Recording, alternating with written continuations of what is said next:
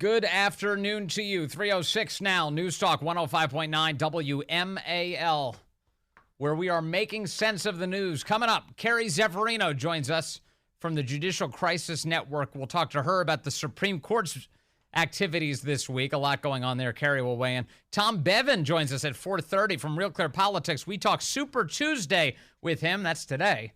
And Ed Morrissey from Hot Air is here at 5 o'clock. We've got yet another update on the Fannie Willis Fulton County fiasco. Things not looking good for her. When's the end of that entire saga coming? We'll find out soon enough. Ed Morrissey joins us at 5. You can join us at 888-630-9625, 888-630-WMAL. My thanks again to Donald Trump for our conversation that we aired yesterday here on the program, and to all of the media outlets that picked up so many of the headlines that emanated from right here on WMAL. Thank you for your coverage, as always. And it's Super Tuesday.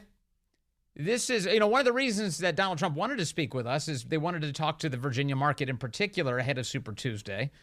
You heard Trump say over the weekend in Richmond that he didn't even need people to go out to vote. Didn't he say that, Corey? You were at the rally. He was like, yeah, you don't even really have to go out. That's how confident he is he's going to win across all of these Super Tuesday states. There are 15 states voting today, Republican and Democrat primaries. And while they're voting, it looks like it's all headed Trump's direction. There's really no meaningful competition. Nikki Haley has been bragging that she won Washington, D.C. over the weekend. Of course, D.C. is not actually a state, so that's congratulations. Also, as the Trump campaign was quick to point out, it's the swamp. So she's the queen of the swamp. That's the distinction that Nikki Haley has. Everybody else is voting Trump. Now, we'll see what happens today. And if you've been to the polls today in Virginia, if you're in the sound of my voice, let me know what it looks like out there. I understand this morning it was a little thin at some of the polling places, people going and not that many people there. What does it look like where you've been today? 888-630-9625, 888-630-WMAL. I imagine, especially at this point in the race, it's an unusually sleepy affair. There's no meaningful contest going on either the right or the left, to be honest with you. It's just you've got the guys who are about to be the nominees of their respective parties, and many people who have probably decided, I'll just sit this one out. I don't have to go in on Super Tuesday. But it is worth your time. It is worth your time. It's good to exercise your vote, to demonstrate your support. And also the media is going to make a lot out of this, no matter what happens. And no matter who turns out. I imagine in Northern Virginia, this is just a hunch on my part, but in Northern Virginia, you're probably going to see some turnout for Nikki Haley as a way to just stick it to Trump. And if D.C. is any guide, I think Northern Virginia will probably try and pull something like that as well. But Nikki Haley is not exactly a team player. This idea that she's a great nominee for the Republican Party, really? Did you hear her during the weekend on the Sunday shows? Here's what she sounded like when she was talking to NBC's Kristen Welker. She straight up was saying, I don't know if Trump would follow the Constitution if he were elected president of the United States. Who are you campaigning for exactly? Are you trying to get Joe Biden out of office, or are you trying to help him get a second term? I am telling you, having the rally was not a crime. To turn around January 6th and not stop people from breaking the law when he had the opportunity to do that is questionable. And that's what I think the courts are going to have to play with. People were in the Capitol building before Trump even concluded his speech. And figure out how they're going to do it. I'm not a lawyer. I'm not going to try and play in that. I've told you what I think in terms of the fact that anytime there is lawlessness, and you condone lawlessness and you don't do anything to stop lawlessness, he's going to have to answer for that. He offered the National Guard to Nancy Pelosi. She refused. Do you think Donald Trump would follow the Constitution if he were elected to a second term? I don't know. Oh, my goodness. I don't know. I mean, we have a president who doesn't follow the Constitution. How much of a slam dunk is this? If you're a conservative communicator put into a position where you're asked a question like this by an NBC host, and they say, do you think President Trump would follow the Constitution? I'll tell you I'm very concerned about, Joe Biden, who's not following the Constitution on a daily basis. The Supreme Court tells him he's not following the Constitution. He pops two middle fingers and he moves on. This is very straightforward. Nikki Haley stumbling, just like, I don't know if he'd follow the Constitution. I don't know. I mean, you always want to think someone will, but I don't know. You know, when you go in and you talk about revenge, when you go and you talk about, you know, vindication. Success will be my revenge. When you go and you talk about what does that mean? Like, I don't know what that means. And only he can answer for that. What do you mean you don't know what that means? What in the world are you even talking about? So you're not paying attention at all? Your eyes are not open? Your brain's not working? You're not seeing the Americans who are being set upon by the Biden administration because of their political views? You're not seeing any of that? You're not seeing the police raise the SWAT teams, the pro-life activists, the way that lefties get treated when they commit horrendous acts of vandalism and criminality? Nothing? There's nothing? You have no idea what he's talking about? You think that all of these prosecutions against Trump in the lead up to the election that come just in this last year, those are all on the up and up? It's all legitimate? They're all just, they're just assessing, credible allegations of criminality. That's what you think's happening here? Well, then you don't deserve the Republican nomination. You're demonstrating it in your interview on Meet the Press. That mean? Like, I don't know what that means. And only he can answer for that. What I can answer for is I don't think there should ever be a president that's above the law. What about one that's beneath it, as is happening right now? Donald Trump being subjected to that very thing. Nikki Haley, speaking of whether she's a woman of principle, Nikki Haley was asked, hey, are you going to stick with that pledge you made? You made a pledge in order to participate in the debates that if you're going to be in the debates, you follow the RNC pledge, and that pledge is that you will support the Republican nominee, no matter who that person is. Now, remember, people like Chris Christie was like basically just openly flouting the rules. Like, yeah, whatever, I don't even care. I can't support him. I've got to stop Trump. Well, didn't you swear that, didn't you vow that you'd support the nominee to be a part of these debates? Nobody seemed to care. They just let him in anyway. But Nikki Haley, up until this point, yeah, she made the vow. She said, yeah, I pledge I'll support the nominee. That's how I got into the debates. Here she is now. You did sign a pledge, an RNC pledge, to support the eventual nominee. Do you still feel bound by that pledge? I have always said that I have serious concerns about Donald Trump. I have even more concerns about Joe Biden. So is that a no? Are you bound by the RNC pledge? The RNC pledge, at the time of the debate, we had to take it to where would you support the nominee? And you had to, in order to get on that debate stage, you said yes. The RNC is now not the same RNC. Now it's So you're no Trump's longer bound by that pledge? No, I think I'll make what decision I want to make, but that's not something I'm thinking about. Yeah. So she runs away from the pledge that she made. So what is this about how she's the principled candidate? Is there anything there? Is there anything there other than just like raw opportunism? And also, what is she doing? Really? What is she doing? She's clearly, she's running with Democrat support. She's got Democrats voting for her. This is in the primaries. Like, what is this candidacy? Reid Hoffman, the guy who wants to destroy Trump, has been giving her all this money. The LinkedIn guy, the same guy who was giving money to E. Jean Carroll to sue Trump in the first place. What is this? All right, you're all out at the polls today, Super Tuesday. What are you seeing out there? Let me see Monty in South Riding right now on line 1. Monty, good afternoon. You're on the Vince Colonnese Show. Hey, how you doing? Good. What are you seeing out there, Monty?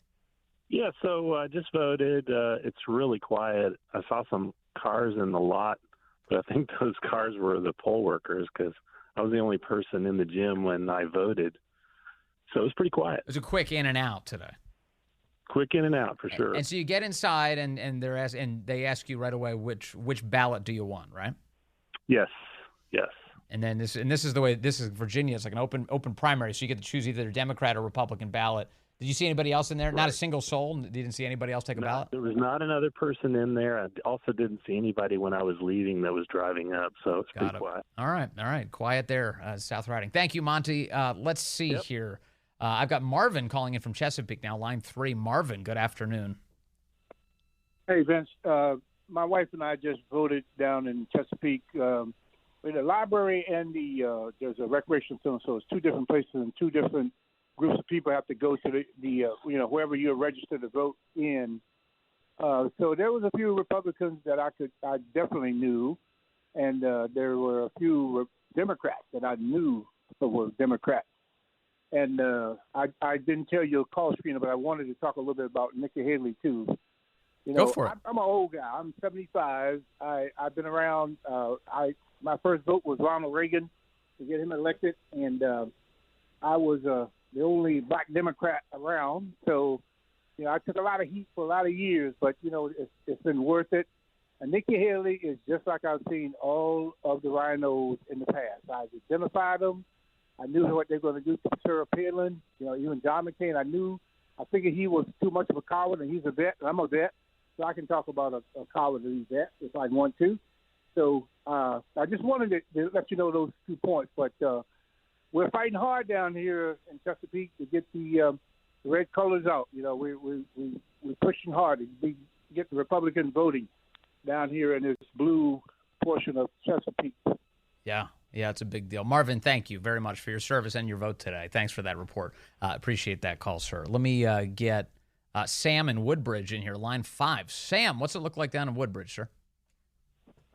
Hey, Vince. Yeah, I just voted just as you were making the call for people to call in about this. It was dead. The poll workers looked bored. I was same thing as that last caller. All those cars in the lot must have been the poll workers because, there was probably about a dozen poll workers, and I was the only one there. Yeah. Well, by the way, this is all very encouraging for those of us who haven't voted yet. It's like you're not going to be there's no waiting. Just get in there and get that vote in while you have a chance and get those numbers up. So that's the report from all across the region. Thank you, Sam. I appreciate that. I've got Nick also calling in from Huntingtown now, line 4. Nick, good afternoon. You're on the Vince Coglianese Show. Hey, Vince, great interview with President Trump yesterday. I just wanted to say Nikki Haley is nothing but a desperate fraud. I mean, she's out there grasping at straws. Her base is fake Republicans that are Democrats really just trying to support her to carry her through. I mean, she's watched President Trump. She worked for President Trump 4 years. What did he do? He didn't break the Constitution. I mean, these people are idiots. I just don't understand. Like you said, you got somebody sitting in office right now that thinks the Constitution is a joke, who doesn't, the Supreme Court says you can't pay student loans off, and what does he do? I'll do whatever I want to because, dim of wit, as Chris Plant would say. But anyway, that's all I wanted to say. She's a joke, and I don't think she realizes how ridiculous she looks out there. And you're right about all the Democrats who are fueling her. She's a chaos candidate, that's for sure. But she's, even in that capacity, she's not actually causing it that much trouble in the end. I mean, she's just not getting the votes to really cause much problem there. But, Nick, thank you. I really appreciate that. Let me get to Tom in Annandale now on line 2. Tom, good afternoon. You're on the Vince Coglianese Show. Yeah, hi, Vince. Vince, we've had about 300 people here. It's Chapel in Annandale. And I've had 10 people actually say, I'm a Democrat, but I'm voting for Nikki Haley. Wait, hold up a second. Tom, you're working the poll there? Is that what you're telling me? No, I'm not. I came over here to put up some signs, some Trump signs, and decided to stay. Gotcha. And you've just been chatting. You've been chatting with people today. I chatted with everybody. This district has Trump has won this polling place for the last 3 times. And because of the numbers, when they put the numbers on the wall, it's my district. And when they put the numbers on the wall, he's won this one and Ravensworth next to us. So there are Republicans over here. It's just that they're swamped by the teachers unions and things like that. It's very difficult for a Republican to win. So, Tom, you said you've been talking to people today who had readily admitted to you that they are Democrats who are voting in the Republican primary to cause trouble and to support Nikki Haley. Yeah, and it was interesting because I'd just say they would say you only get 2 ballots, you get a Republican or a Democrat, and they would ask me, and I'm just sitting there, and they're saying, I said, but here's the deal. You want to vote Republican, you want to vote Democrat. She said, and they all said the same thing. I want to vote Democrat, but I'm a Democrat, but I want to vote Republican to vote for Nikki Haley. And I'm trying to get the logic in this. I mean, why didn't Nikki Haley just decide to switch over to a Democrat? If she thinks she could beat Joe Biden, she probably could have, she probably could be running as a Democratic candidate for president. I don't know. That seems to me, Tom, I mean, is it your sense that they're intentionally just trying to be meddlesome? They want to get involved in this to try and create some trouble. Well, out of 300 people, then this is going on in the entire state of Virginia. Why are they? I mean, but in the end tonight, you're going to look at the votes for Nikki Haley, and 50 to 75% of them are going to be Democrats that voted for Nikki Haley. Right. So what is she even in this thing for, other than to be a spoiler? How about it? She's doing this for no reason other than to hurt Donald Trump, and that's almost socialistic. And Tom, how long have you been out there today? I got here at 8:30 in the rain, and they have a tent set up, but I don't know who's. It's not a Republican operation. Yeah. I just put up some Trump signs. How about it? So you've been out there. You've just been sitting there talking to everybody all day long, and yeah, I've been having fun. Well, thank you, Tom. I appreciate it, sir. I really appreciate your on-the-ground reporting. That is a very useful exercise. Thanks for giving that to us today. Thanks, Tom. Have a good day, sir. You too. It is. Yeah, what is Nikki Haley doing? She was in Tyson's Corner last week holding a big rally. Well, was it big? I don't know if it was a big rally. It was a rally in Tyson's Corner on Thursday. And in attendance, our very own Corey in Ganamort. He did some on-the-ground reporting on a Nikki Haley rally. Corey. Yes, Vince, full disclosure, I do not support Nikki Haley, but I am don't want anybody to have any ideas. Yeah, I voted this morning. I did not vote for Nikki Haley, but I am a political tourist. I like checking out the scene. So I checked out this Nikki Haley rally last Thursday in Tyson's Corner, and it was about exactly what I expected. I showed up. I parked next to a car that had a "I stand with Ukraine" sticker on the back. It had a sticker that also said pro-America, anti-Trump, and I knew exactly what I was walking into. So I get into this this convention hall. I guess it was in a hotel there. Yeah. And I could not believe, or actually I can believe, how many people were wearing masks. If you need to know anything more about Nikki Haley supporters, there were tens of people all wearing medical masks, scared of this apparent COVID-19 virus. And so these are, like we said, Democrats that are showing up to support Nikki Haley. Yeah. I couldn't believe it. Anybody with purple hair? Lots of people with purple hair. There were actual purple hair people there? I saw purple. I saw at least one, two with blue hair, and they were enthusiastically pro Nikki Haley. It was actually a blast. Any transgender pride flags? Didn't see any, but I'm sure there were some. But, well, again, we have so many great reporters, including you, Corey and Ganamort. Thank you for checking that out. Of course, happy to, so you don't have to. Big Nikki Haley. He was sending me pictures. I was horrified. I couldn't even talk about it. All right, coming up, one of our favorite segments. We break down all the nonsense coming out of Coringe's mouth today, and there's a lot of it. Just got an email from a listener, Greg. He points out that this idea that the Dems are now meddling to try and make Nikki Haley the nominee is pretty funny in light of the fact that they were trying to make Trump the nominee in the first place. They thought he would be beatable, and now they're freaking out that he's not. It's a good point, Greg. Thank you. Hey, coming up on the program, we've got Carrie Severino joining us at 4 o'clock. We'll talk about the Supreme Court, upholding the Constitution this week. Tom Bevan is with us from Real Clear Politics at 4:30. We talk Super Tuesday with him. And Ed Morrissey's here at 5 o'clock. We'll get into the latest in the Fannie Willis fiasco. You can join us 888-630-9625, 888-630-WMAL. The White House is having a crazy one today. They're talking about Cookie Monster. C is for cookie. They're talking about Cookie Monster today. I guess the Cookie Monster Twitter account expressed earlier today, somebody who tweets on the Cookie Monster account said that the Cookie Monster is very concerned about shrinkflation because his bags of cookies are getting smaller. Great. Thanks, PBS. Thank you to everyone at Sesame Street for your contributions.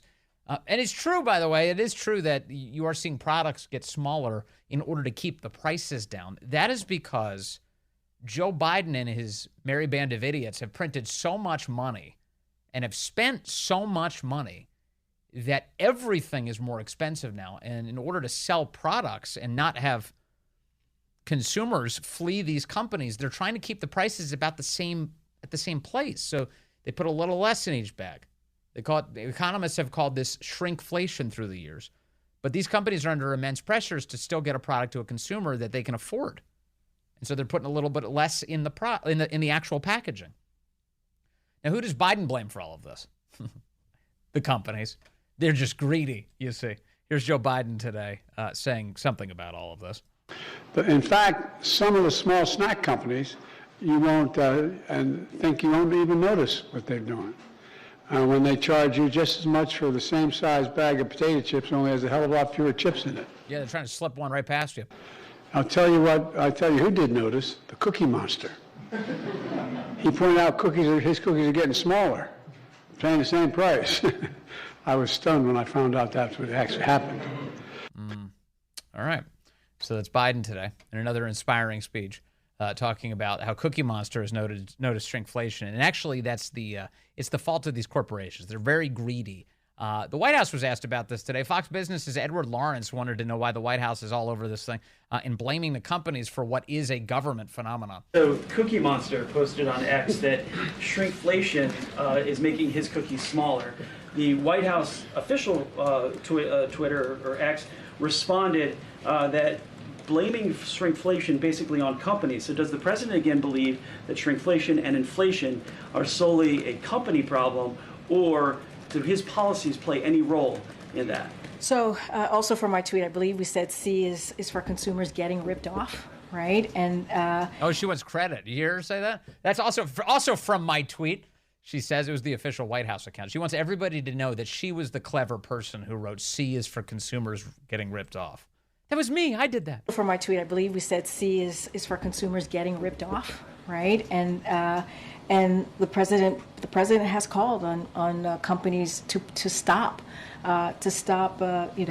taking advantage staying in business of Americans. He's been very clear about that. He's repeatedly called on large corporations, more specifically, to pass along their savings onto their customers. To pass a law or pass along? What did she just say? To pass along their savings onto customers? He's been very clear about that. He's repeatedly called on large corporations, more specifically, to pass along their savings onto their customers. We've said that. We've been very consistent about that. What savings? And that includes rip-offs. What savings is she talking about? What are these magical savings she's referring to? The companies are just printing money hand over fist. It's really, things are going great for them. No, everything's much more expensive. The supply chain is more expensive. It costs a lot more to move goods, to actually acquire the products, to get the food, to cut up the potatoes, all of the things that are involved, the cost of labor, all of it. It's more expensive now, thanks to Biden and company. And as a result, they've got to figure out a way they can keep selling that product at a reasonable price. Such as shrinkflation. We see that. And where the size of a product, for those who don't know, gets smaller even as the price stays the same or increases. That's what we've been seeing. And so it's giving families less bang for their buck. And the president has said, and I'll quote him, the president said, Americans are tired of being played for suckers. And so the president's going to have the American people's back. That's what he's going to continue to do. He's going to talk about this, not just shrinkflation, but other ways that he sees. They caused this problem. Now they say they're here to help you. Corporations are ripping off Americans. You're going to hear from him shortly about what he's doing next to deal with junk fees. And I think that's really important. That's what Americans want to see. They want to see their president fighting on their behalf. What a complete scam. What a complete scam. And of course, it's Biden that did this. Biden, who came into office with a nearly $2 trillion spending package, totally unnecessary, sent checks all over the country, skyrocketed inflation immediately upon arriving in office, and now wants to blame the big, nasty, scary corporations for this. That's the plan today, all jumping off of a Cookie Monster tweet and spending entire events talking about Cookie Monster. Cookie Monster. So today there were more exchanges with Corinne, of course, which is fantastic, as always. And among them was there's a bit of a scandal today involving Victory Over Japan Day, VJ Day. You remember the famous photo after World War II of a sailor tipping a woman over in Times Square and kissing her on the face? It's about one of the most iconic American photographs ever taken. Well, there was a report getting around today that the Department of Veteran Affairs was banning the use of that photo across the agency because they believe it constituted a non-consensual sexual assault. What?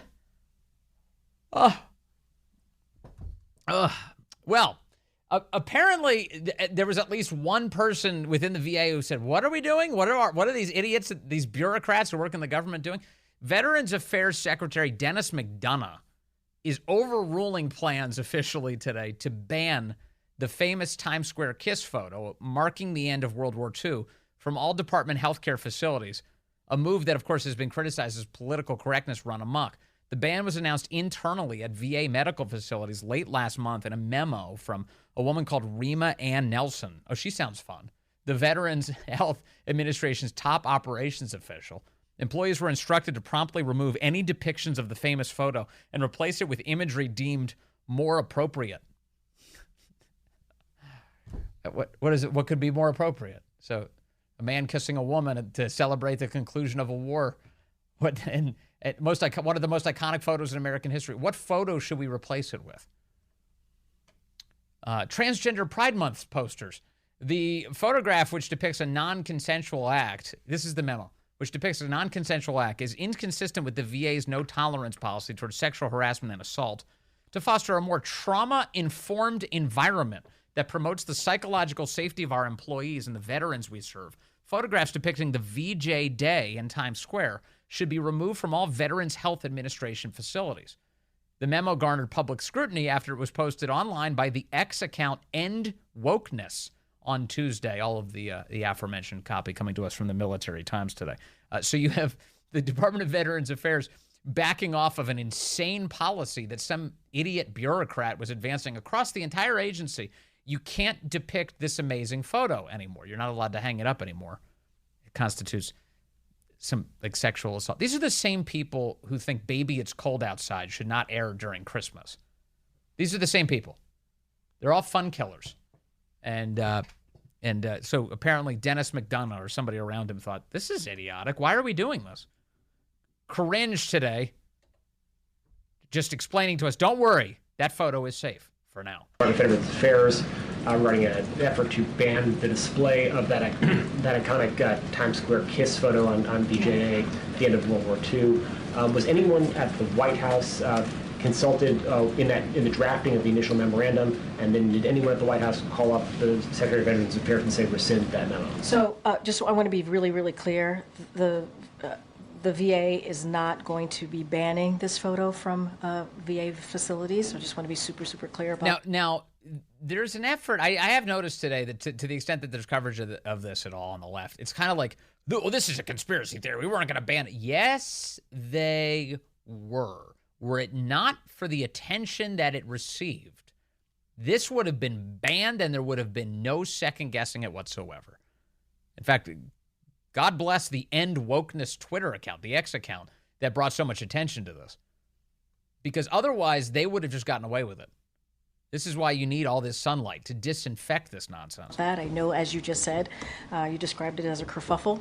There was obviously some reporting on that. I can say that I can definitely say that the memo was not sanctioned, and so it's not something that we were even aware of until you all started reporting on it. We weren't aware of it. They want more power for the government, but they have no idea how the vast bureaucracy is using it. But we are not banning that photo, and I'm just going to be super clear about that. Super clear. Super clear. That's when you know she's not being clear, when she emphasizes that she's being super clear over and over and over again. Let's see here. Line 3 is where we find Sylvia in Washington, D.C. Sylvia, good afternoon. You're on the Vince Colonnade Show. Hi, Vince. I love your show. Thank you. I just called in because I used to work at Time Life, and that is a Time Life photograph. I believe it was by the famous photographer Eisenstadt. Yes. That was a staged photo. Permission from the sailor and the nurse was granted, and it is staged. It was not a spontaneous photograph. That's where the disappointment lies, because everybody thinks he just grabbed her off the street and gave her this big kiss, which in the moment, of course, was understandable. However, sadly, that is not the case. It was a staged photograph. So I have not heard this story before. So you said you worked for Time Life. This is was this an open secret at Time Life? People knew this was a staged photo, arranged? Yes. Interesting. I didn't know that. I've heard some conflicting reports through the years about it. A lot of photographs are staged, so it was not unusual. They were in the crowd. They didn't bring them in from some other place and say, stand here, do this, do that.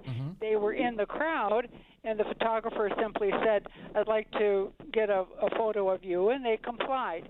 So I used to work in that department, and it was, I'm surprised that no one from the photo lab or from the picture collection hasn't called in, but indeed I was in those departments, and so I know whereof I speak. Yeah, I mean, also there's like so much ridiculous pearl clutching over this. Let's just imagine for a moment that this was spontaneous, Sylvia, and not, as you point out, staged.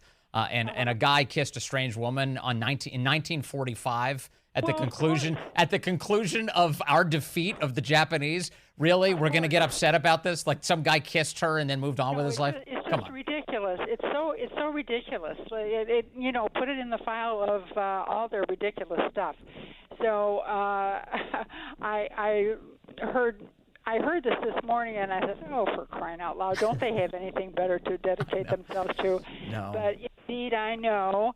I worked there 14 years, and there are 10 million, this is no more, there were 10 million negatives in our picture collection.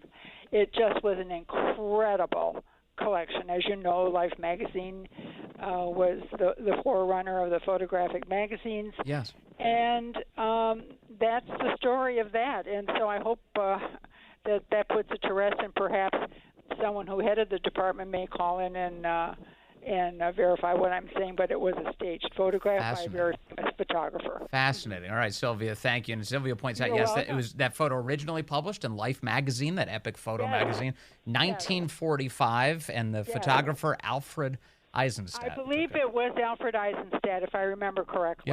Yeah, exactly right. All right, thank you, Sylvia. I really appreciate the call and the history there. All right, let's see. We've got more of your calls coming in, and of course, I've got more Coringe audio. Hi, Vince. Good afternoon. I listen to your show every day on the way home. Well, thank you for that, Susie. And I wanted to just say, I kind of feel like I'm living in the sixth season of the Stranger Things movie. The Upside Down world. Yes, the Upside Down. Yes, my daughter and future son-in-law are both veterans of the Air Force, and we were watching on Newsmax, I believe, the other day, or Fox News, one of those, and how the commander, who was dressed like a woman, but dressed like a man, but is, I guess, trying to be a woman, in the United States Air Force, was, condemning all these people that don't support how, the feelings are and everything. And I just think now they're trying to ban this gentleman who fought in the war, in World War II, and he was just happy on that day. I just don't understand it. Right. Yeah, I know. You've seen this this Air Force official going around. It's a dude pretending to be a woman who's lecturing everybody on how they can be inclusive. It is the most ridiculous thing you've ever seen. I was sending it to some of my Air Force friends, and I was like, I said, it's not airman, it's air person. It's air person. It's crazy, Susie. Yeah.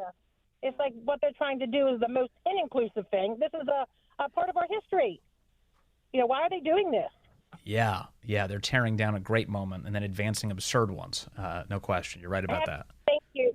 Susie, thank you. For taking my call. Bye-bye. Yes, ma'am. Thank you very much. I've got Willie in Culpeper, line 3. Willie, you're on the Vince Colonnese Show. Hi, Vince. You have another terrific show. You're the best, I'll tell you that. Thank you, sir. Listen, if you should drive to San Diego, California, and go down to the Navy Pier where the USS Midway is docked, you'll see a great big statue depicting that photograph. I wish I had taken a picture of it. The last time I saw it, I didn't. But it's an exact representation of that photograph in a huge statue. I've been to San Diego a couple of times. I'm sorry that I actually missed getting a chance to see this statue.